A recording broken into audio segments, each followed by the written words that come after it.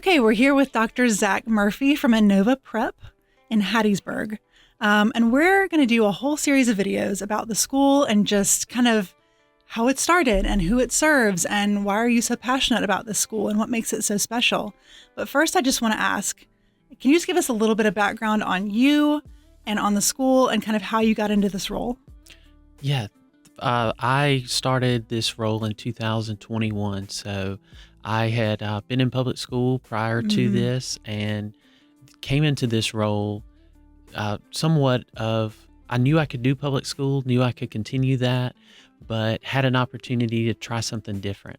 And when I came and interviewed for this position, I spent 3 hours and 15 minutes after walking around, talking with some of the board members.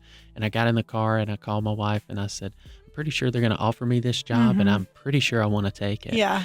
And that was nearly 4 years ago. Wow. So our school, it serves students who learn differently. So not every child is the same.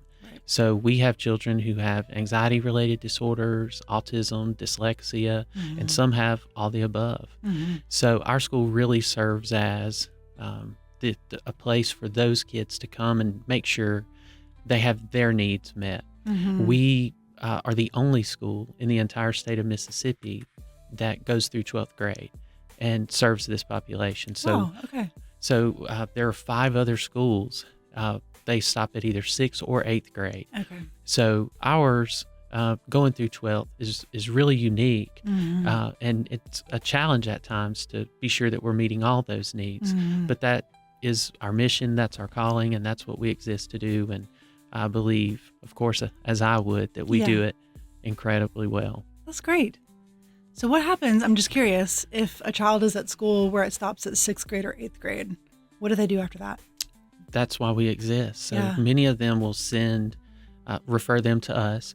A lot of the schools, they are programmed in a way to help the child be ready to transition back to public or private or whatever that parent's choice may be. But many of those kids need those continued supports. And that's why we exist.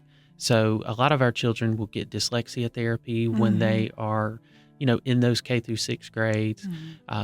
But then, we're obviously able to take that up if they've started that therapy somewhere else or if they've started it with us. Most of them are able to get that done within 3 to 4 years. But we have a program, too, that's called dyslexia maintenance. You're never cured from dyslexia. It's always going to be there. So we have a maintenance program, again, the only one in the state that continually goes back and reinforces that. So if a child has a primary diagnosis of dyslexia, they're able to continue to get that enrichment throughout the entirety of their schooling with us. That's amazing.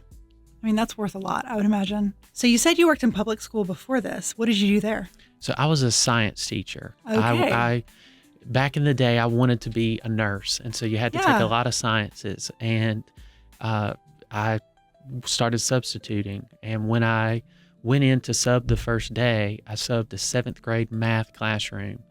And it was at Laurel Middle School. And I came home that day and I told my wife it was $60 a day. And I thought I was really making some money. And I told her, I said, I think I could do this. I think I want to do this. And she thought I was joking. So I literally went that week, changed my major, and was able to graduate that May. And then 4 years later, I ended up getting my first administration job as the assistant principal at that same school. Wow. And so it came full circle. The same one that I substituted in and got that, itch to go into education. I had the opportunity to start off my administration career there. That's really cool. Yeah. Let's talk a little bit about Innova Prep. So I know that you serve a very specific audience, which we talked about. So tell me, the families that are at the school, what is their journey like before they find you?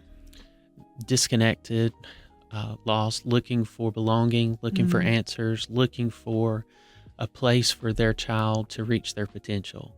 Many of them have been told what their child can be and will be and can't be. And we tell them it's possible to do something different. And we not only tell them that, but we help them achieve that, help them reach that and help them believe that. So everybody in our school, and this was intentional on my part, everybody in the school at this point, I've hired everybody but 2 people. everyone has a personal relationship to neurodiversity. Either they have a sibling that's neurodiverse, or they have a child, which is my case, mine and my wife's case. Okay. So it's personal to them. It's more than just a job. And I think whenever you have something that connects with you on a personal level, you're going to give it everything you got. Yeah. And you're going to be more empathetic and understanding. And there's a greater ownership in the work that you do each day. Yeah. So as far as traditional models of education, we've talked about kind of public schools, which are not bad, and Right. they serve a great purpose, and and it works for a lot of people, but it doesn't work for everybody. How is the traditional model of education failing the neurodivergent population? I believe there's a basket for neurotypical, and then there's a basket for everyone else that's not neurotypical. And what that means for many kids, and I can speak to my son's journey, is in kindergarten, he was placed in a special education classroom. And we knew that he was unique. We knew that he was different, but we knew that his needs were not necessarily the same as some of the other children that were in that class. Right. And so what that looked like for us was advocating for what are his best accommodations, what are his needs. And what that has looked like through his journey is him able to reach his true potential and have full paid scholarship offers and begin to believe in himself. And that took a while, because that system isn't necessarily trained or programmed to see them for more than just, a very standard version of what a student should be or act like or answer questions, or and every child has those something unique about them. Some have way more unique about them, and that's why our school it exists. It's harder to serve this population. I think when you look at the work that's needed, the resources that are needed, it's going to take the neurodiverse population sometimes more time to reach those milestones than it does their peers. Right. And so I think a lot of the time when you're looking at a public system, they're tied to state tests. They're tied to certain accountability measures that very often are beyond their control, but they still exist nonetheless. And so I think what our environment allows is we do have to turn in benchmarking information to the state because we are accredited by the Mississippi Department of Education.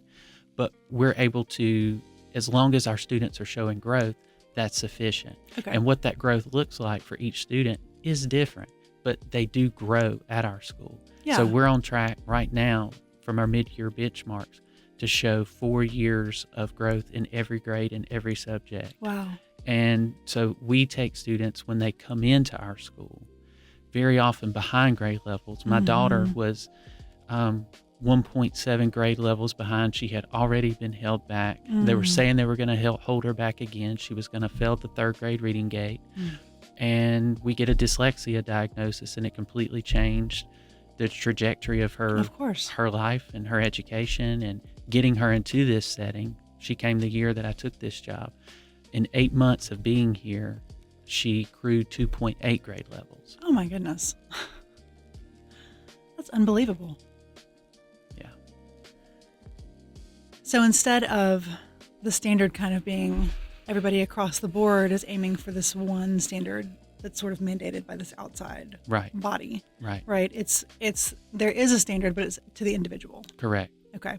So progress is still measured. It's not like you're just letting people do whatever they want. Correct. Progress is still measured, but it's on a much more niche individual level. Correct. Because that's who you're working with. And I love that you said it that way, because each child that comes here gets an ILP, so an individual learning plan that is designed for that child based off of any of the diagnostic work that has taken place to that point, any of their medical needs. Our psychometrist goes through all of that and designs an individual learning plan that every adult that works with that child gets a copy of. Wow. And it is what's going to work best for that child. It's the do's, the don'ts, Mm-hmm. and how to really get the most and leverage that child's potential. Mm-hmm. And so I think that our environment and the time that we take in preparing to serve the people that we serve, the Mm-hmm. families and the children we serve, that's how we're able, when you take into consideration the personal and professional, the way it matters to the staff, and Mm-hmm. then you take the paperwork that our people put together, Yeah. we're all able to just make sure that child is everything that their parents always knew they had the potential Yeah, to be. exactly. It just takes a little bit more intentionality. Correct. Yeah. And that's what you guys are doing, which I think is amazing. Mm.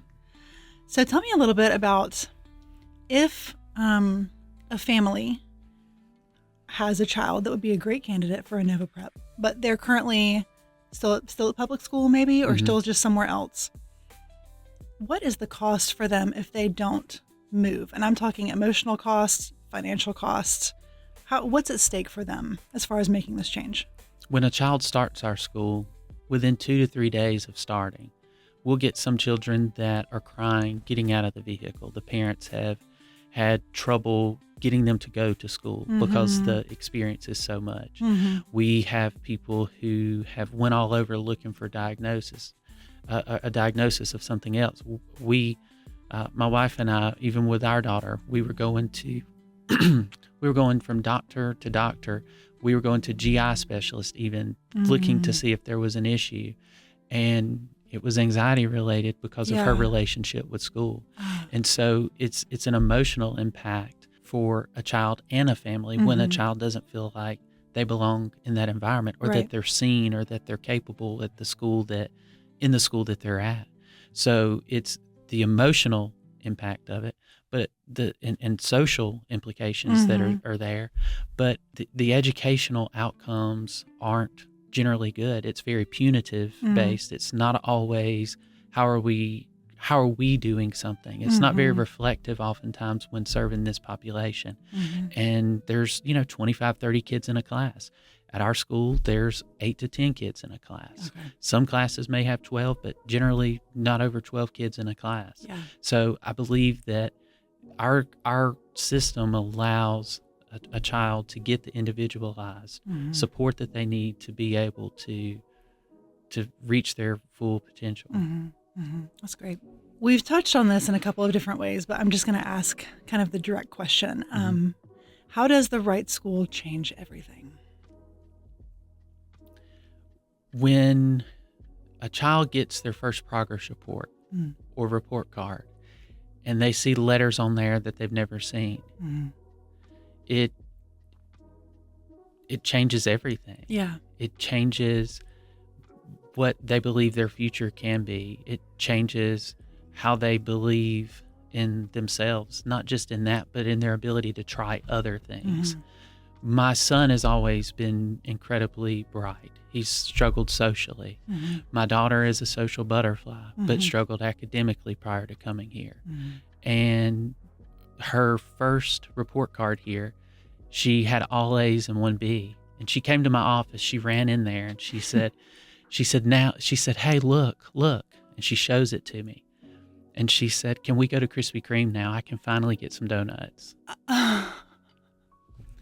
And I get emotional nearly every time I tell that story. Yeah. But that is what our school has done for my family. Yeah. And that's what it does for so many others. Yeah.